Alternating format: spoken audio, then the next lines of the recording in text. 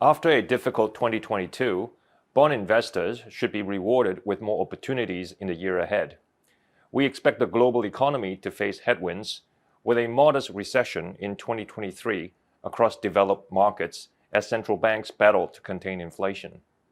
That said, a soft landing is also plausible. Consumer and business balance sheets are strong, with elevated cash reserves. Pandemic-related supply constraints created large order backlogs, pent-up demand, and margin expansion, which are all likely to support business activities.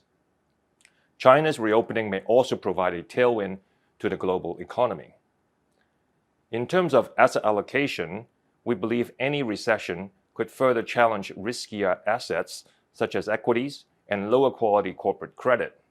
But we continue to see a strong case for investing in bonds after yields reset higher in 2022 and with an economic downturn looking likely in 2023. Generally, we are focusing on high-quality fixed income sectors that offer more attractive yields than they have in several years. At the same time, we are preparing portfolios to navigate with flexibility in case of a more severe downturn and to have liquidity to take advantage of emerging opportunities from changing expectations. With the end of the zero-COVID policy and faster-than-expected economic reopening in China, our baseline 2023 growth forecast for the country is between 5 and 5.5%.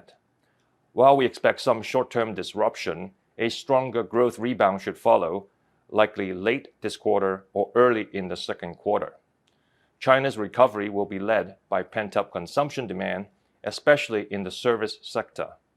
Indeed, travel-related indicators and mobility data have already bounced back strongly, pointing to positive momentum in retail sales and consumption.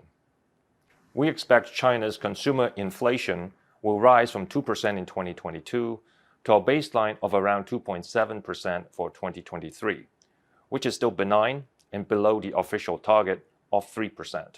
On the property front, while housing-related indicators remain weak, the market may stabilize over the course of this year after a raft of coordinated policy measures, particularly for the stronger developers. From a growth contribution standpoint, housing investment can pose more of a flat impact in 2023 versus a major drag in 2022. Macro policy will likely stay supportive in the first half of the year and then begin to normalize.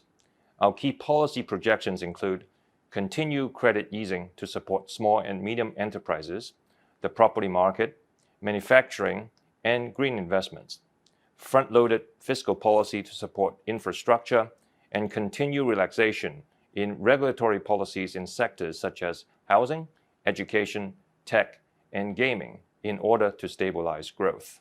We are positive on China's recovery in 2023 because its economic cycle tends to be policy-driven.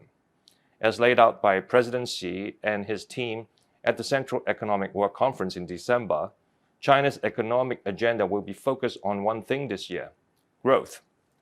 One area of headwinds to watch is the export sector, which has seen a sharp decline in demand in some of the major developed markets.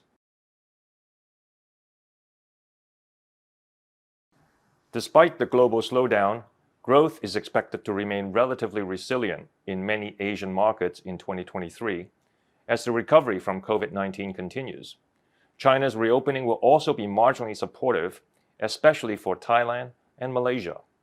Even though headline inflation across the region should continue to fall from its peak due to lower energy prices, core inflation remains high and sticky. As supply constraints further ease, core inflation could start to fall, but we may begin to see demand-driven pressure that have been absent thus far.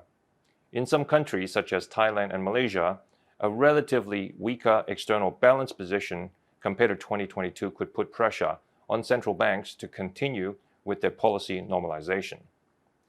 With the exception of Indonesia, most countries in the region have shown no signs of reducing their deficits, and we broadly expect no rate cuts.